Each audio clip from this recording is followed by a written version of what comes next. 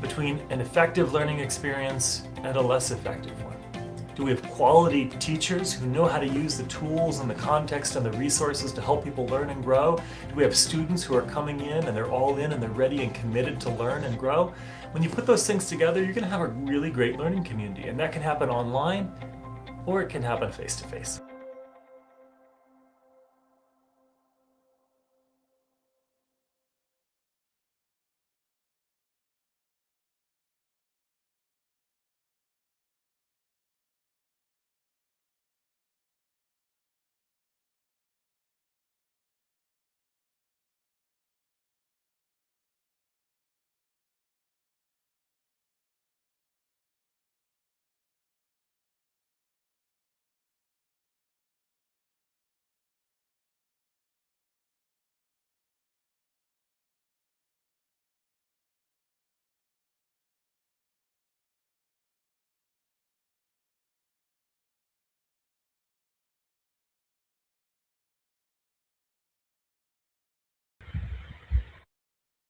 Yeah, good evening, everyone, and once again, most welcome to another episode of the weekly theme-based discussion hosted by Everything Literature Limited. Today's conversation centers on an important question for modern education: uh, digital influence versus traditional practice. How do we strike a balance? As technology continues to shape teaching and learning, this session invites educators and learners to reflect on how to embrace digital tools without losing the depth, discipline, and human connection of traditional paths. Joining me will be some of my friends and colleagues to form a panel of experienced educators with them to share practical insights and classroom realities to help us think critically about what's balance truly means in today's learning space. We encourage you to listen actively and let's get to reflect honestly and engage as we begin this important conversation. Digital influence versus practical, traditional practices. Uh, if you can hear me, Mr. Daniel Aroworade, you're most welcome. I can see you. Thank you very much. Good evening, sir. Good evening to everyone. Yes. Olagoke Olawale, you're most welcome and blessing. You are cited.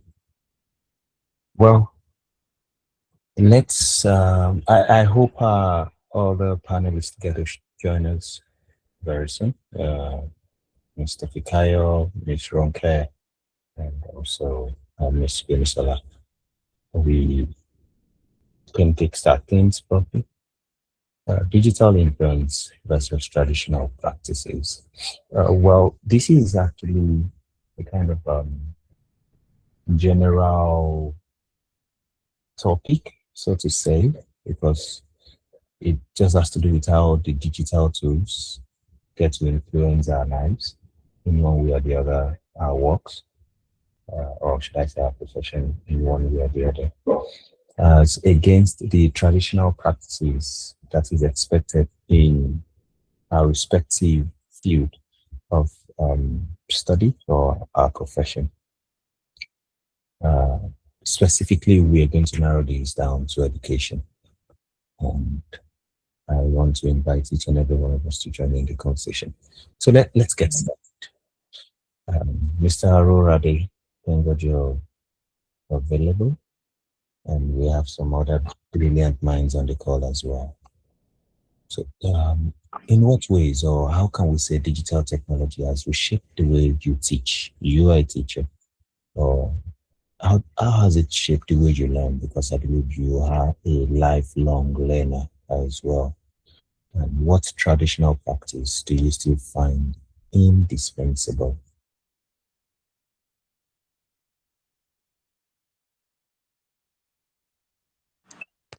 Mm. Well, thank you very much for that question. I'll start by saying that digital technology has definitely significantly transformed the Nigerian education landscape. And we now have unprecedented access to learning opportunities. In Nigeria, for instance, initiatives like digital training programs or digital skills training programs, the Lagos State government's Eco-Excel program, and many more, just to mention a few, have equipped teachers and students with digital tools, which has helped to enhance learning, teaching, and everything that amounts to pedagogy. And I would say that some major benefits that we have gotten from digital technology, especially in the Nigerian context, includes access to global resources. For instance, we now have some online platforms which are not necessarily created by Nigerians themselves, but platforms like Coursera, where you can take a lot of courses, and Udemy, that provides Nigerian students with access to top universities and expertise and a wide range of a wide body of knowledge worldwide. Okay, and then we also have the benefit of flexible learning, and this is one of my emphasis in my unique philosophy, that learning should be flexible. And I think technology has made that possible too. So digital learning platforms have, offered flexibility and convenience over the years, allowing students to learn at their own pace. Okay. And of course, by doing that, we know that personalized learning becomes a resultant effect of this, where, adaptive learning technologies cater to individual students' needs, their strengths, their weaknesses. Okay. And as for how it has remained, traditional practices that has remained indispensable, for me, face-to-face interaction cannot be a substitute for anything, especially when it comes to building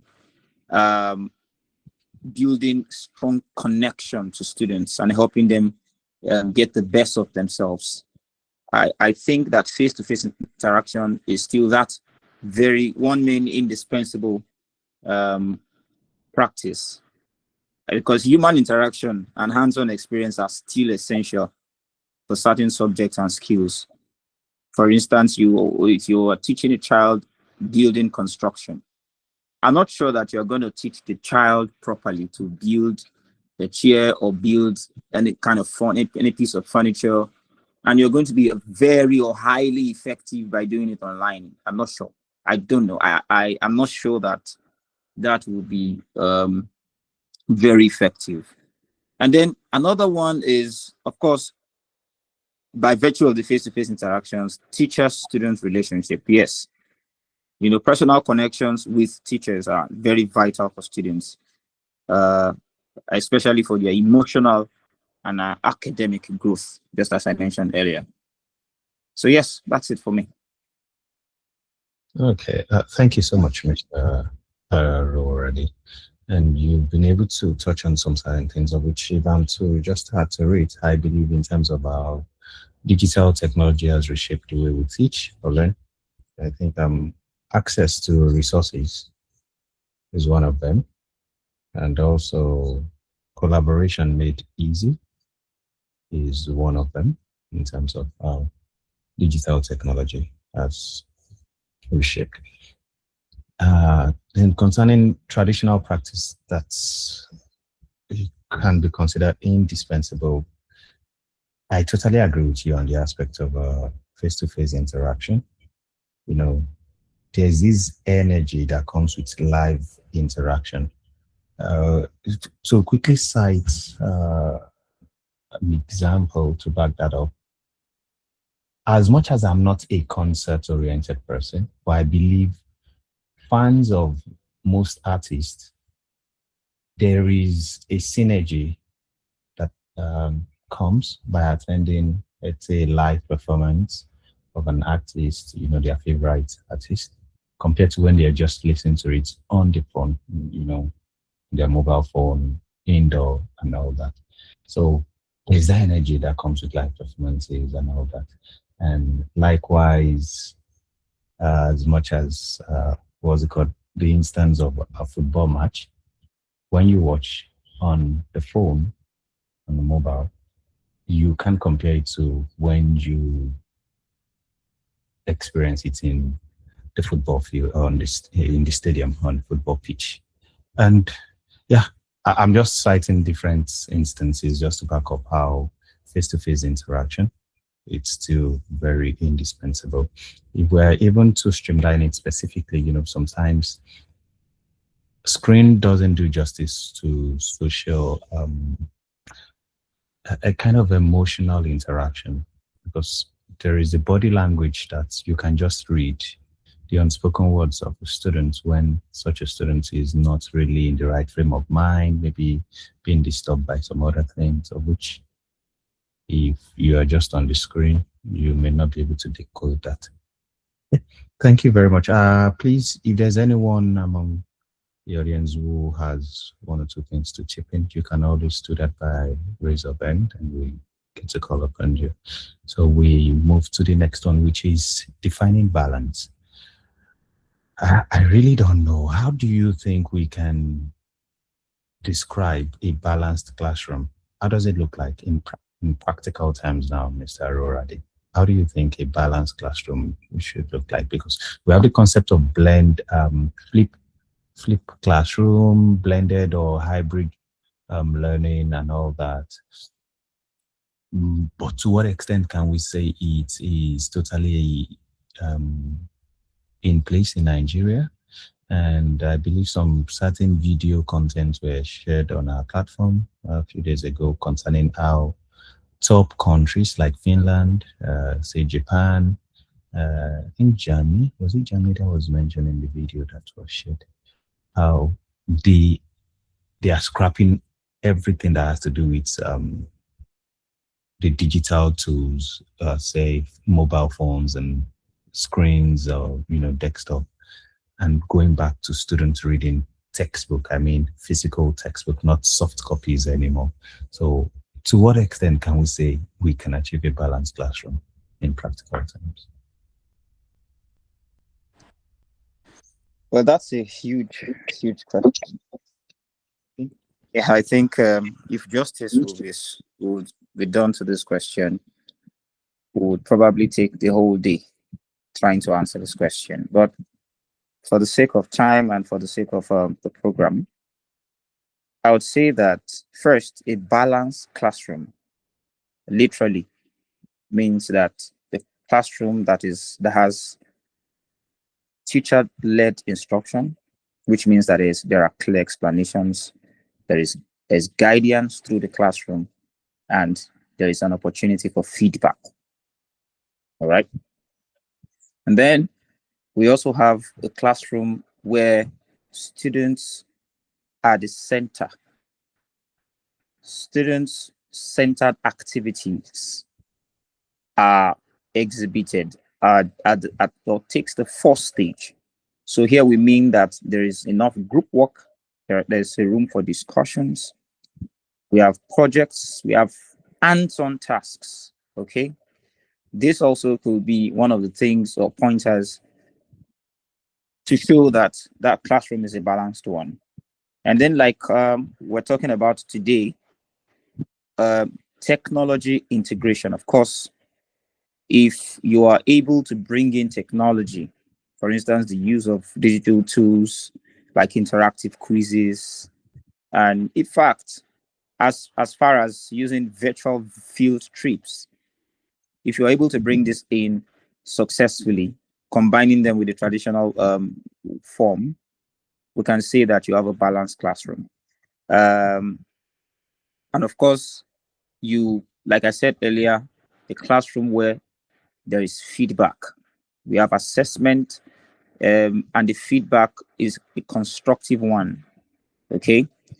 Then a balanced classroom must not ignore the area of differentiation.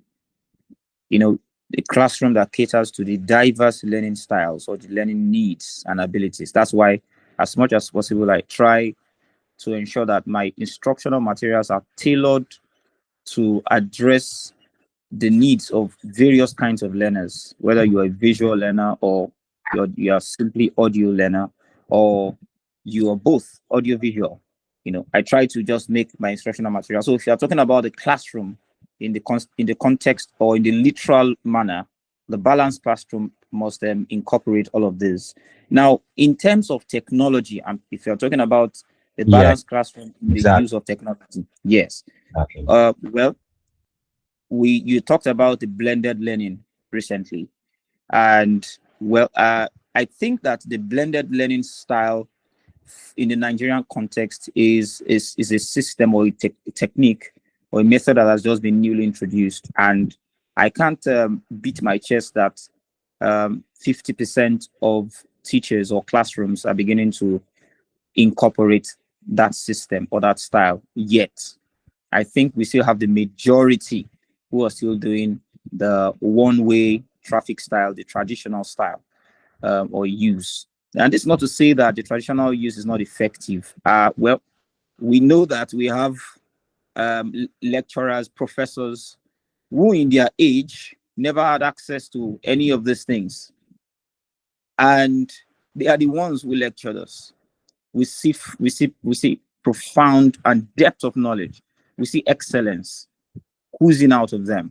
Okay, they have just begun to accept and imbibe the technological culture. However, we're not going to celebrate any form of mediocrity or any form of primitiveness, saying that, well, it has worked in the past. If I do away with technology now, it doesn't matter. Well, it will matter because of the age and time we find ourselves. We have children who are more technologically inclined. Everything that fascinates them is wired around technology. And this is why we must be able to blend. I think that's the first annotation of that word blend. We must be able to blend to see what attracts them, to see what makes them, helps them to learn better. And then I'm talking about blended learning still, we can emphasize combining traditional teaching with digital tools like Kahoot for quizzes or Google Classroom for assignments, or even as a follow-up teaching for the students. Then why do we have to strain our voices when there are smart boards and projectors that could project the exact same class and pass the exact same knowledge within the same or frame of time that you want to give it? As a matter of fact, I think that when a recorded video is projected for students to learn from, or something is written already and is projected for students to write down or to learn from, I believe that it helps to manage time better, because humans are intellectual beings. You have the natural tendency to deviate most times, especially for teachers or instructors who have not mastered this discipline of staying within time. And so these technologies can really help to control our time and to properly manage them. And of course, we can also talk about mobile devices, leveraging smartphones for learning, apps, research, or even online discussions. Mobile devices can really help. In Lagos State specifically, or maybe I should say in our various districts, we have attempted to allow students, bring phones to classrooms and see how we can help them, learn from it. We see that sometimes it comes with a handful. Sorry to cut you. Yes, sir. Yes, sir. With what you just said now, so do you support the use of mobile phone in the classroom? Yes, I was going to talk about that. So I was saying that we have seen that it has come with a handful of limitations and shortcomings. And this is the fact that sometimes the phone, which is supposed to be a leverage, becomes a distraction. All right. Yes, in various ways. Once the data is on and that phone belongs to them, personal things pop up. And this could be a serious distraction in so many ways. We have found ourselves in classrooms today where students are more or less like streams, where we have over 50, sometimes 100 of them. And without an assistant teacher or assistant instructor, it's quite impossible for us to see everything and anything that's happening with the use of the phone. So sometimes it could be a distraction.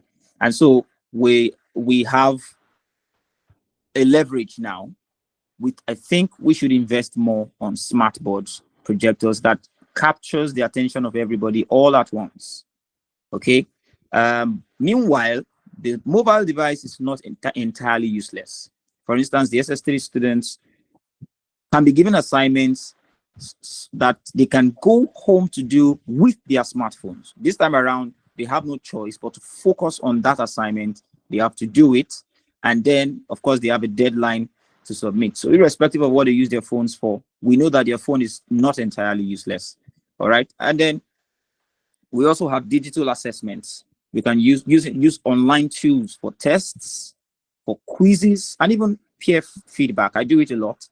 I give my students questions. I give them, tests online, especially through WhatsApp, because that's the minimum chat site or chat handle that they use. And some of them respond, really well. Some of them come back to me during the physical classroom to ask questions, to share their anxieties, and it's all fun. So I think it is, yes, balance is possible. Balance is being able to teach properly in the traditional style and still leveraging technological devices to achieve excellence in our students. Yeah, it's possible. And yeah, it's possible. Thank you. Okay. You've really said a lot of things, of which we're still going to touch on every aspect of them, Mr. Aroworade. Because if we take a look at the next one, should it be pedagogy before technology, or should it be technology before pedagogy? Should teaching objectives determine the digital tools we use? Because or have tools begun to dictate pedagogy? What I mean by this is that, do you think every class or every lesson to be taught requires you asking students to bring in their mobile phone or make use of their laptop? Or do you feel like there are some topics that it's better we just make use of the textbook instead of anything that has to do with screen? And there are some that it's better we make use of screen instead of the textbook. What is your take on this? All right, thank you very much. This is a really serious one, but I think we need to even understand that pedagogy in itself is more than just standing to teach. Pedagogy is educating that student, making that student into a well-rounded individual, becoming illiterate, not just in terms of academics, but is social literate, is able to contribute well to the society. And so I think that it's going to be a deterrent to introduce technology before introducing that student to the levels of knowledge that he should have before technology comes in. Now, this is what I'm saying. Ideally, teaching objectives should drive the choice of a digital tool, all right? Not the other way around. When pedagogy comes first, tools are used intentionally to enhance learning outcomes, okay? However, in reality, let's talk about the reality. The availability of tools can influence pedagogy. For instance, we have widespread access to smartphones now in Nigeria, and this has led to increase in the use of mobile learning apps, which shape teaching approaches. Okay, so This is not to say that it does not come with certain risk, like I mentioned earlier. Some people use tech for tech's sake, using tools without clear learning goals. Some just, like I mentioned earlier, some people just gather some materials, display it on the board without proper planning of the lesson. They just, adopt material, especially with the advent of artificial intelligence. Some just Google things and just, copy and paste them and then use it just the way it comes. And since the lesson is not properly planned, most definitely there are no goals, there are no specific objectives, there are no intentional objectives to be achieved, hence deterring learning from taking place itself. Okay, and then this is a more serious matter, which is the limitation of tools. Shaping teaching to fit tool capabilities rather than student needs is a major issue that we have. Can you come again? I didn't get that. Stating what? Shaping teaching Okay. to fit the tool capabilities rather than the student's needs itself is a major problem that we have. This is what I mean. Teachers use some tools just for the tool's sake. You see a lot of people using instructional materials, especially the tech ones, okay, because they said it works, it has a lot of items on it that could help the children. But the question is, have we even analyzed the student's needs in the first place? And these technological tools that we're applying, are they right? Are they fit for that learning objective? Those are questions we need to ask. So for the sake of best practice, we need to choose tools that align with clear learning objectives and outcomes. All right. So that's just what I have to say on that. So Well, pedagogy. Yes, pedagogy. You know what, Mr. Aroworade? Yes. Yeah, as much as I want us to, we're still going to proceed to the next questions on the next slide. But presently, based on my own research, I realized that, number one, we are not really a producing country in this part of the world. Like, we're not the one making those phones. Mobile phones are being made, I think, China, maybe the software being created in Taiwan or whatever, and Germany and all that. But from research, I realized that countries that make these phones, like China, like Japan, like Germany, and all that, they do not expose their children to the use of mobile phone. Okay. Interestingly, sir, can I cut in? Yeah, okay. Interestingly, I saw a video recently where one Dr. Howard, he used to be a classroom teacher, but now a pathologist. Okay. He specifies in children learning. And he was giving an analysis that back in the 80s and the 90s, that there is this kind of comprehension that they take, where students are made to read with serious depth. Students are made to go through comprehension passages and understand every word in it and be able to summarize and be able to do, answer questions critically and logically without any help or anything. The questions are tailored to really extracting the understanding of these children. But it now made a comparison with what we have today, where most of the time we have the cognitive focus. We ask students to read a passage, and the question that follows it on the screen or maybe on laptop or whatever are just there to extract cognitive knowledge or test cognitive capacity, asking them one-word answers, telling them to just say, what's the meaning of this? How is this? And they just pick and choose and not necessarily express themselves. And he said from research that this has really affected the way students interact with knowledge nowadays. and has affected disposition to life. So the average student cannot even critically approach a matter or logically approach a matter. And this has affected learning totally. And this is because of the advent of some of these technological tools where everything is summarized, everything is brought to become a one-off action, or even questions are made to appear as something that needs to be just walked over. Technology has done that a lot. And so I agree with you when you mentioned that the Japanese, the Chinese, these men know most times know some of the problems attached to this. And that's why balance is important. We talk about balance today.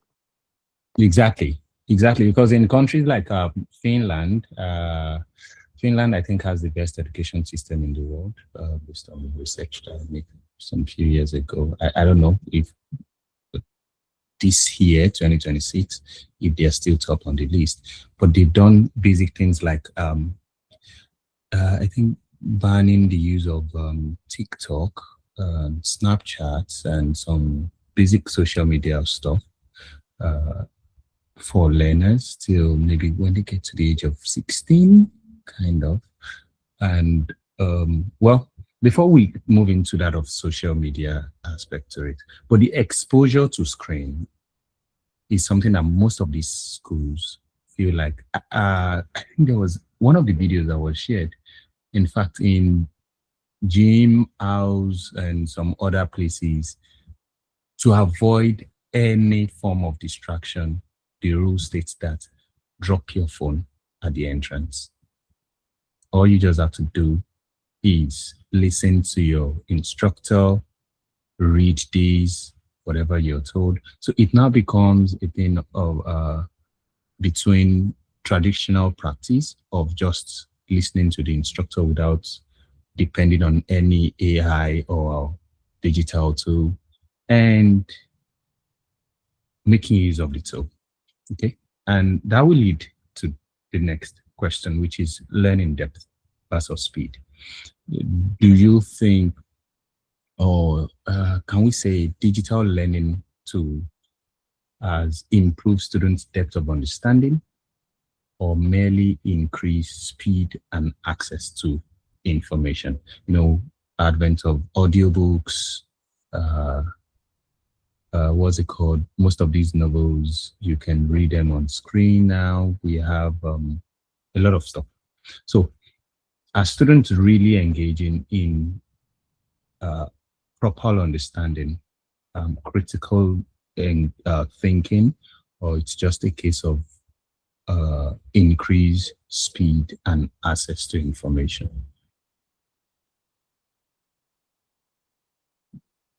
Did you get that, Mr. Aroworade? Yes, I did. Well, I think the answer to this is quite obvious, especially with the wave of distraction that we have from the use of phones. Even as an adult, if you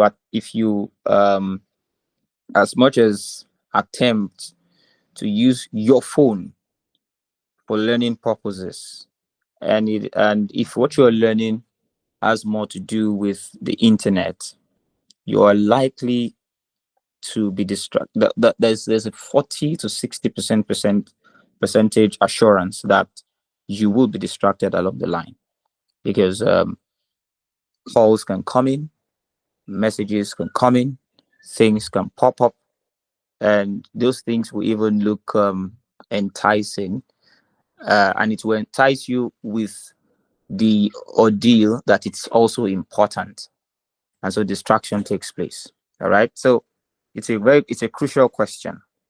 Digital learning has undeniably increased speed and access to information, but its impact on depth and understanding is varied.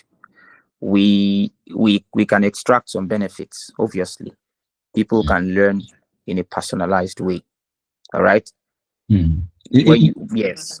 To chip in a bit of data, Mr. Aroworade, do you know that Yes, sir. it has been confirmed that as at year 2003, the attention span of the average learner is 2.5 minutes.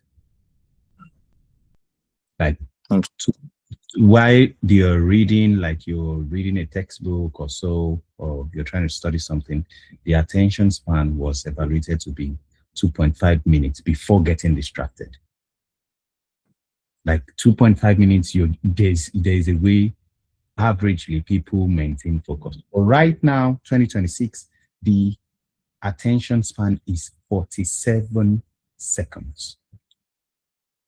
Interesting. And likewise, drug addiction is 64 million worldwide. Social media Yeah, addiction is I can confirm that. 210 million worldwide. I mean, social media addiction.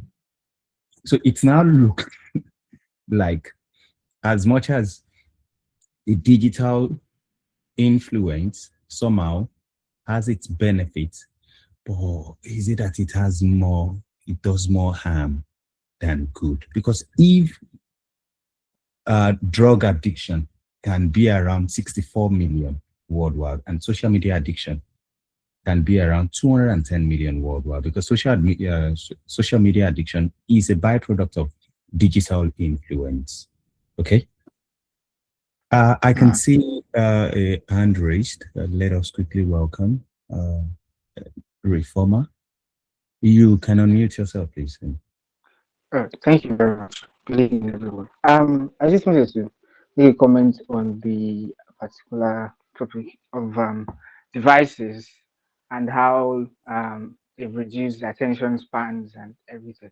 Um, yeah, I understand that we're talking about education now, and particularly how it concerns students. But if you look at it as well, in a wider view of workers as well, because essentially the point of them learning is to actually go on to apply these skills in real world and employment, various employments. And if you see it this way, not just education, but literally everything is going digital. Most jobs, as you see, as you must have heard, can actually, at this point, maybe 60 to 70% of legacy jobs can actually be done to some degree online and making use of digital tools. So it's like it's not avoidable. Um, the attention span thing spans across all other sectors as well. I think in my own opinion, not necessarily the reduction of access to these devices, but actually fostering a culture of independence in these students, of being less dependent. Yes, you always have access. You can't if you restrict them at the point when you give it to them or give them access to it, they will still abuse it. That's just the truth. I think it will even be worse. So it's just trying to strike the balance between, okay, you're with your phone now, you're with your system now. I understand that, okay, distractions come better with easier with the phone, but even with your system when you're working, I'm sure it will be not be too difficult to admit that you still get distracted and you still wander around. So my own opinion is trying to strike a balance for that, trying to foster that culture of independence and actually helping them to prioritize what they need to be doing at that specific moment in time, because everything is going digital. Devices are not necessarily the problem, but the abuse of them. So I don't know if that makes any You sense. just before I let you go, Mr. Reformer, thank you for the brilliant input. But before I let you go, your last statement was more or less like a should I say a peep into my thoughts, which is, can we say that the digital tool in themselves of themselves are not the evil or not the problem, but it has to do more with we human beings creating them, then lacking the discipline and the self-control to ensure that it does not get the better of us. What do you think?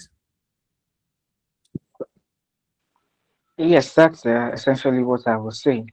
Thank you. Oh, okay, great. So, because of our time, we move to the next one. How can educators preserve deep reading? I guess. Yes, deep reading handwriting and critical thinking in an increasingly screen-driven environment. Now, why this question really resonates with me when I saw it at first was because of the fact that most students now type making use of the keyboard. And over time, right from, most private schools now, the new Buga factor is, in my child's school, maybe even at the age of 5, 6, we brag around the fact that they now make use of laptop, make use of touchscreen, iPad, and all that. Whereas it has shown that some of these things affect the legibility of handwriting. Some can engage in deep reading anymore by the time they have contact with hard copies. And critical thinking is on the decline because most students now make use of ChatGPT for quick responses. How can that, if the reason why educators is brought into this is because many parents are even willing to pay, tutors and teachers to just ensure that their children, their world, get to have a good handwriting because they have an exam to write. But this child can really type very fast. I think how many words per second, something like that. How do educators help to preserve this? Mr. Aroworade, are you there? Okay. Good question, but it covers a lot of things. You've mentioned deep reading, you've mentioned handwriting, and then critical thinking in an increasingly screen-driven environment. Well, a lot of research has been done on this already. And the how is a serious matter. People have come with diverse, should I say, modules and strategies to preserve deep reading. But I would say that deep reading, which is the ability to engage in inferential and evaluative thinking while processing a text, is often compromised by something a lot of people have talked about in the negative, which is digital scheming. I want to emphasize scheming. And this attitude of scheming is the major enemy of any form of comprehensive depth. And so these are my recommendations. One, we can prioritize print forms in early years. So what I mean by early years, something between the kindergarten, or should I say the first level of education, to secondary level at least. Talking about SS, senior secondary school. Well, we are beginning to bring in digital forms, but I think that we should do the print forms more, even if it's the senior secondary school. Let's do the print form more, because foundational reading circuits should be developed, yes, using physical books. When I say print, I mean physical books before heavy digital use. And this is why. Just like Reformer had said now, so of course I love that name.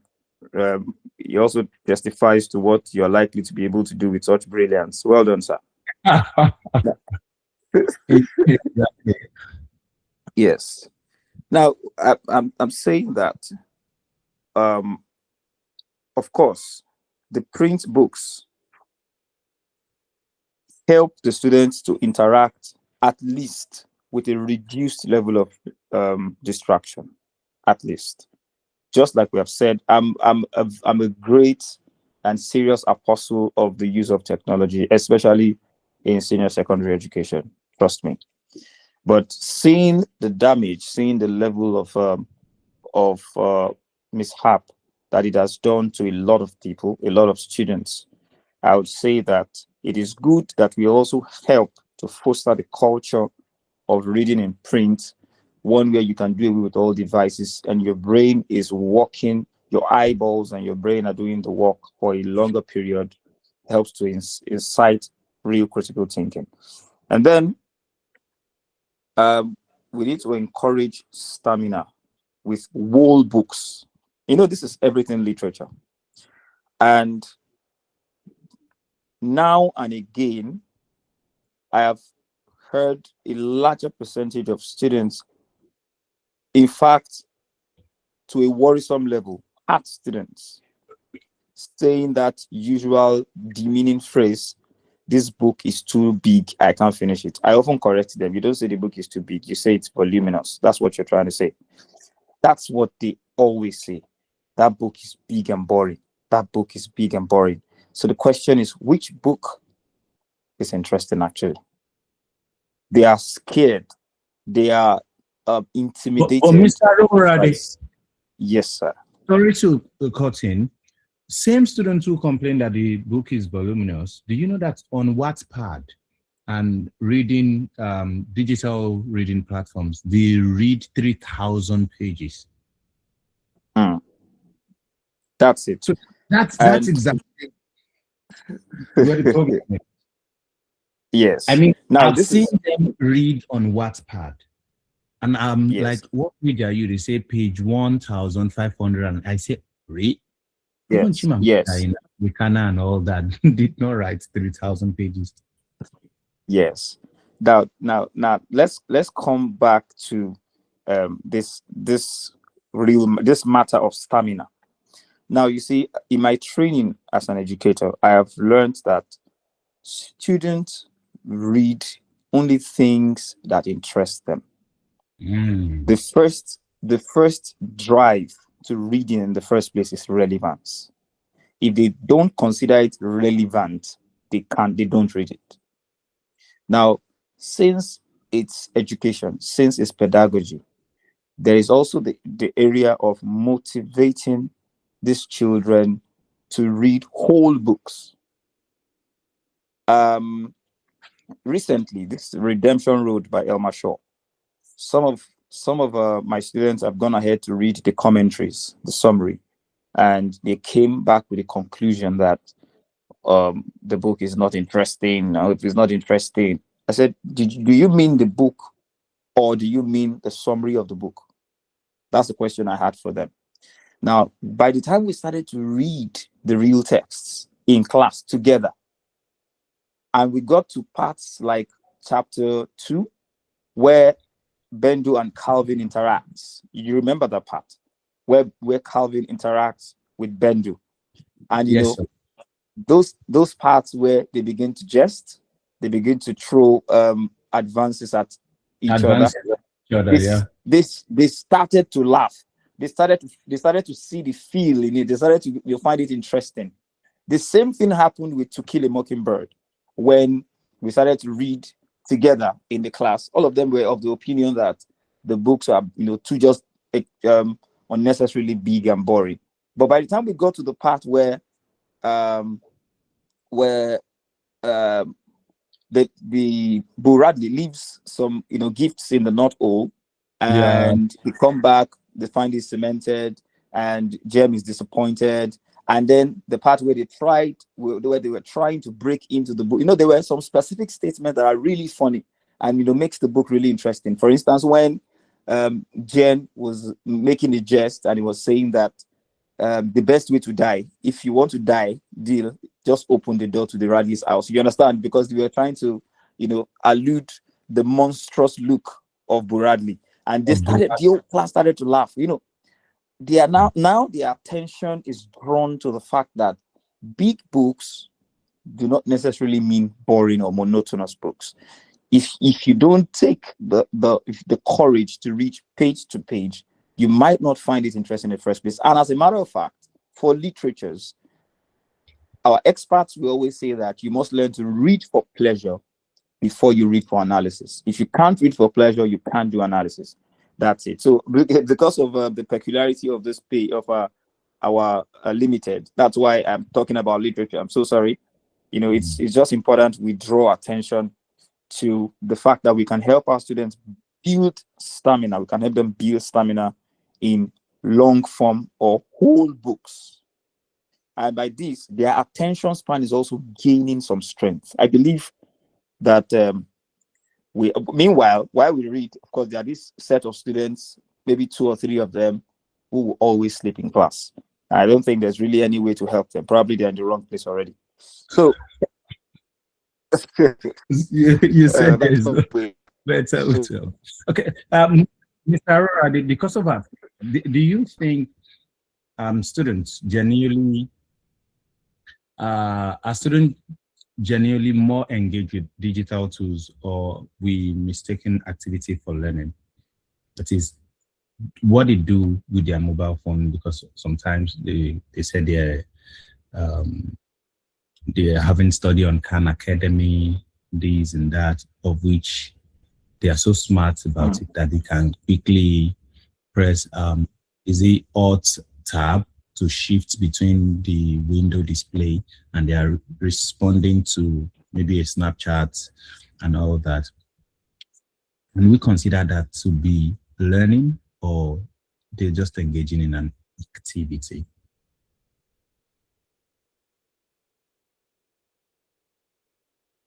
A question, maybe rhetorical. And the question is, who introduces these digital tools to them? Who? And this is why, thank God, we also have educators on this platform, and of course we expect that more educators will listen later to this episode or episodes that we've had before. And we know that the role of the instructor, the role of the teacher cannot be overemphasized in helping that child, just like Reformer said, become independent with the use of technology. We need to help them understand how to go about the use. We need to let them understand that they need to prioritize work before pleasure. We need to let them know there is a time for pleasure. And that's why if you check my teaching philosophy, I have seen that the level of should I say, waywardness we have in the world.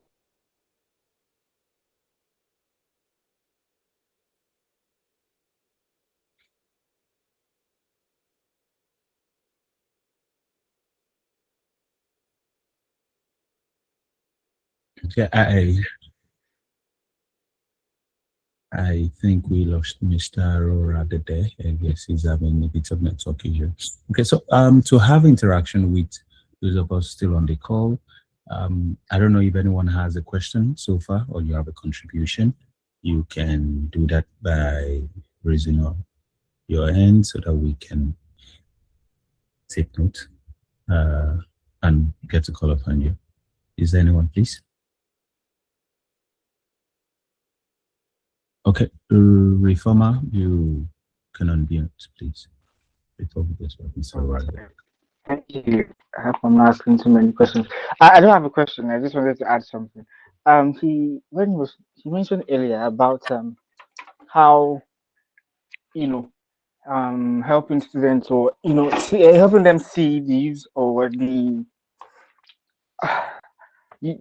using making use of actual books and reading actual books, being more hands-on with their learning materials instead of using the devices as well, will help boost their attention span. Which, yes, so but it goes both ways too. So you can actually one of the first things that people will tell you when they're trying to sell you educational software or digital learning devices. I'm a developer. If I wanted to sell something like that to somebody, I'll tell them it makes the class a bit more interactive.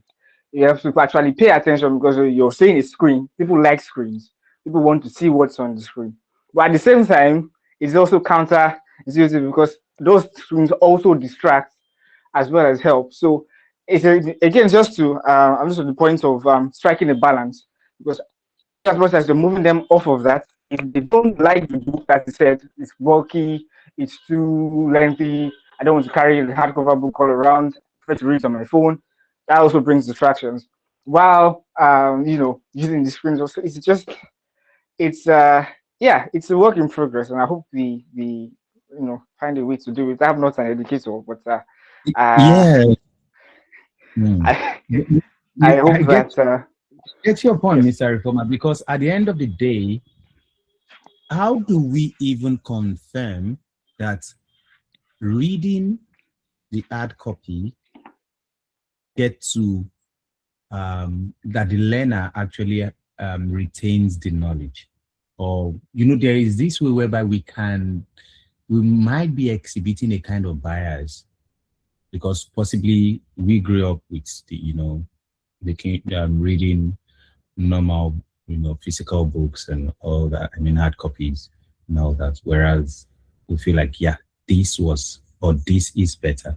The only stuff, the aspect where I'm really scared or skeptical about screen and digital tool has to do with the psychological results of the results of some psychological research that early screen exposure you know leads to it disturbs emotional development. Spending more than 60 minutes daily, I mean, for young children, has a way of increasing ADHD.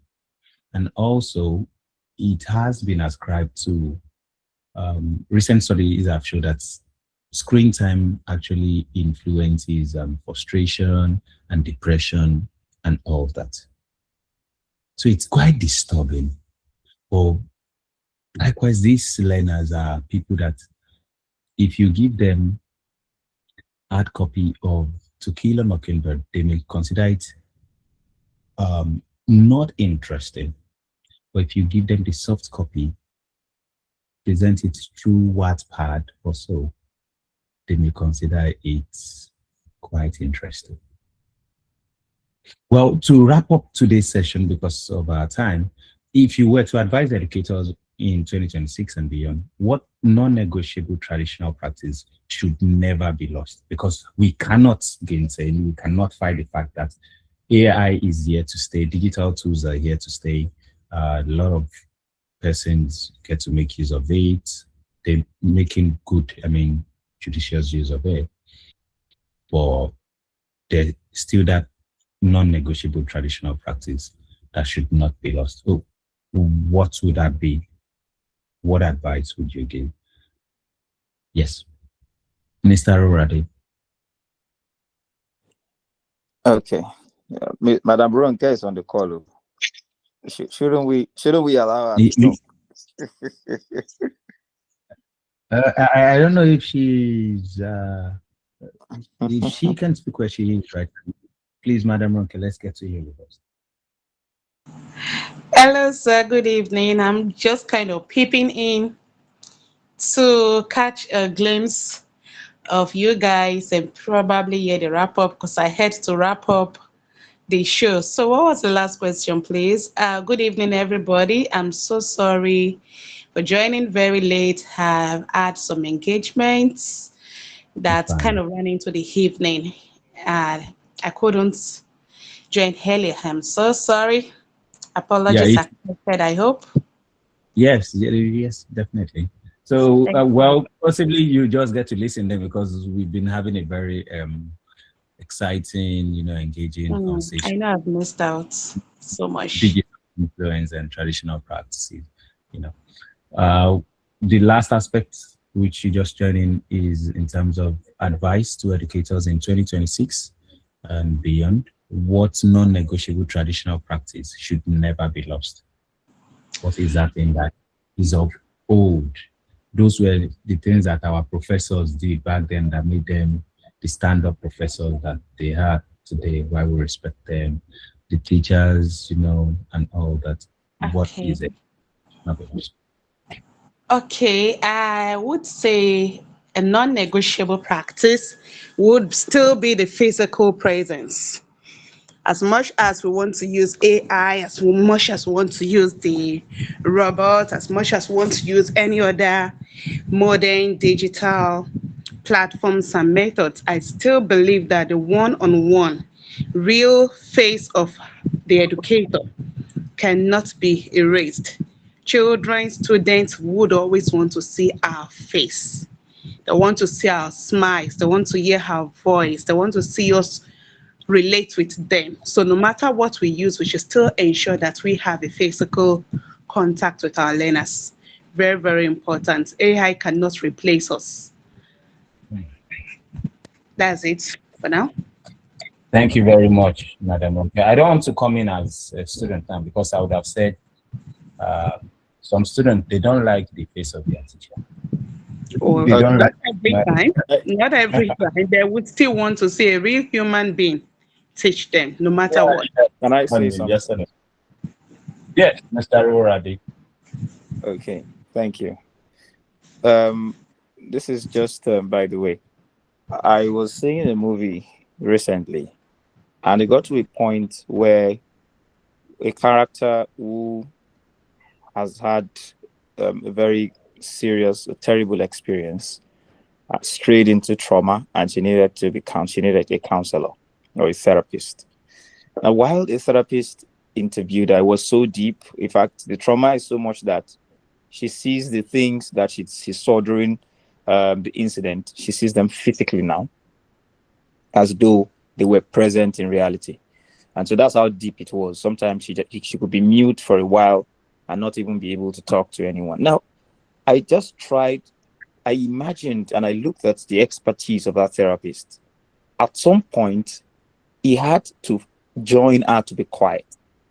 At some point, he had to do nothing else but praise the woman because she's trying her best to be good, trying her best to come out of that abyss that she had found herself. And at some point, she still had to refer her to things that she could have done in the past. Now, here is my question. If it were robots have a programming. There's a pattern. They can imitate conversations. They can imitate things that have happened before. For instance, if you go to AI now and ask it a question or tell him what you're going through, AI will respond to you like a counselor. It will talk to you. But you see, that human feel is totally removed. Exactly. There is no that I saw. Another thing I saw is that the woman could look through the eyes of the therapist, and what he saw there was compassion. Yes, he saw nothing less than compassion. Now, nothing can ever be a substitute for that level of connection.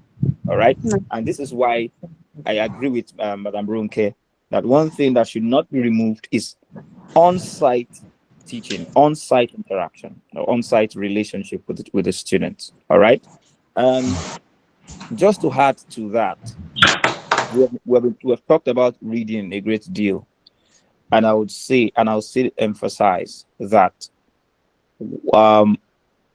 Mr. Reformer had brought perspective to the fact that we have been talking about reading. Personally, I think I've read more online than I have read in print, and I've learned a lot reading online. But the question is, how much of control do our students have over their devices? How much? And so we can help them, at least pending the time they can now be masters of themselves. They can say, okay, I need to talk to myself now. I need to know what I'm doing. I need to, a university student will not, I often tell people that word university is more of the uni than diversity. It's from the word universe, but the uni is that you are alone. So no one tells you what to do. No one tells you that your GP is going to be high. No one tells you that your GP is going to drop low. So you most times preach to yourself. So as a university student, your phones can be with you. You know that you have to do what you have to do, right? But in the secondary school, we have most of secondary school students who are still being fed by their parents, who are still being supplied with things. So there's every tendency for them not to really know their left from their right. And that's why we need to encourage more of printed materials. If you have to project, like he mentioned, the screen form, good. Let it be that you are there. You can control it. All right. You can help them through the reading. And with that, I think that we would have that practice is non-negotiable of guiding our students to read hard copy materials. And of course, if it has to be projected, you are there to see them through it. Thank you very much. Thank you very much, Mr. Aroworade. Thank you, Ms. Ronke. Thank you for your active participation, Mr. Reformer. Time is really of essence, so we will not be able to take some questions like the professional development aspect. What skills must teachers intentionally develop to remain effective in the cultural and contextual realities to read, talking about the African classroom, so that some of all these things that we're saying doesn't look as if it's far-fetched. The assessment aspect to it, definitely we'll still get to revisit the theme in the area of digital influence and traditional practices. But for now, we have to call it a day for today's weekly TBD. You can get to connect with us on our social media platform or leave a mail, info@everythingliterature.net. And wouldn't know, is there anyone with any question in the house before we get to go? We have some new persons on board. Helen Onaderu, you appreciated.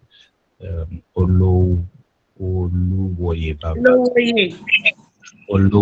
Babatunde. Yes. Some persons have left because we're more than this. Fadila Labi, you're recognized as well. So thank you so much. Next week, Saturday, 7 p.m. Again, we get to do this. We want to keep having this conversation because we believe it helps. We've been getting feedback from some of the educators who get to watch the recap on the YouTube channel. And personally, it has been helping me and some of my friends who have been connecting as well in terms of having that reorientation, constant communication and all of that. Once again, thank you, Mr. Aroworade. Thank you, Ms. Ronke.